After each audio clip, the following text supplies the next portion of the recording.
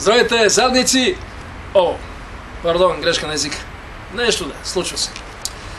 Извинявайте, че малко закъснях, но по пътя прегазих едни хора. Просто ми се навряха под гумите и не успях да спра. А една мадама търчи към колата и крещи: "Ей, вижте, Кузмо Караян сгази чичовците ми! Страхотно! Ще ми дадеш ли автограф?" Да бях принуден да й обърна внимание и затова се позабавих. Мамка му! По някой път наистина си мисля, че трябва да си слагам расо, за да не съм чак толкова сексапиран. Все пак ето ме. Сега обаче бих искал да си поговорим за нещо наистина важно. Пригответе се. Което, поне според мен, рядко удостояваме с необходимото внимание. Най-масажираната част на тяло. Никой друг анатомичен орган не е преодолявал толкова сериозни изпитания. Сещате се. Отговорът се намира до предния ви джоб. Пенисът! Да! И като казвам, че рядко говорим за него, имам предвид недостатъчно, защото все пак всеки път, когато съм извън чисто женска компания, обязателно го споменавам. Да, всъщност пенисът е много важен за нас.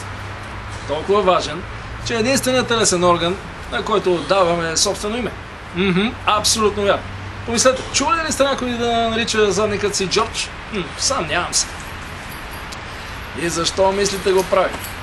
Предполагам, просто не одобряваме идеята някой напълно непознат да взима повечето важни решения в живота ни. Защото, установил съм го от опит, идеята на пениса ми да планира бъдещето обикновено се свежда до това да изкара всичко наяве. Ако разбирате какво намеквам.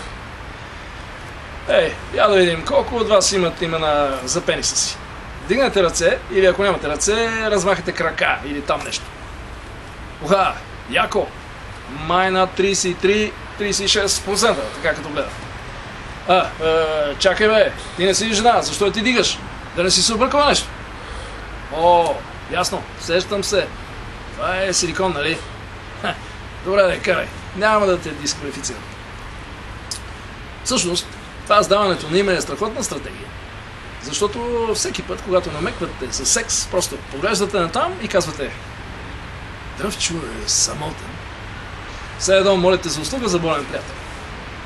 Аз обаче преотдадах правата върху името на пениса си, който може би не знаете, наричах Боце, Бате Боце, за ползване като агентурен псевдоним на един виден политически кариерист, доста нафукан огнеборец, по-настоящен премиер.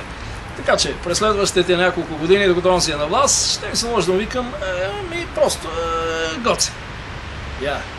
Това също ми звучи познато. Май така водеха на отчет президента. Тогава да кажем големият андронен колайдер или пък мачо за голем. Да, това става. Моля, обръщайте се и вие към него така, особено от дамите. Знам, че мачо за голем не е особено оригинално хрумване, но все ще свърши работа. Така да, аз може и да не съм много силен в главата, но уверявам ви, тази тук доста съм натренирал. Дори мога да пиша без правописни грешки в снега.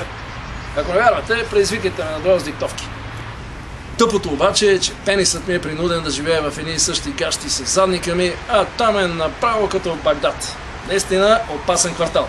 Доста се гърми. Освен това, обгазяването. Но стига толкова за пенисите. Знаете ли кой наистина е пренебрегнат и категорично се нуждава от реклама? Топките. Да, тях никой не ги кръща.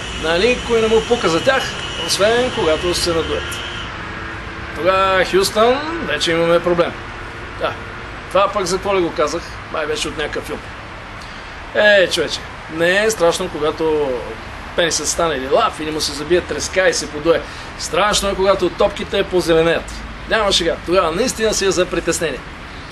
Помня, че най-щастливото напиване в живота ми беше, когато тестисите ми накрая спаднаха след един злощастен инцидент при падане върху ограда. Да, яйцата също са важни. Минах през това. Да ви кажа, винаги можеш да си натъпчеш бельото с сняг и да си имаш снежни топки. Знаете ли, сега като се замисля, струва ми се, че Боце и Гоце не звучи съвсем зле за тия там долу. Какво пък не е по-зле от Пинки Понг, нали така? Защото някой на това му викат джовен тенис. Като политиката е. Но, айде, стига и за гениталите, чуйте все пак и нещо смешно. Веднъж казах на един приятел: приятел, айде да ходим в кръчмата да се усмъртим.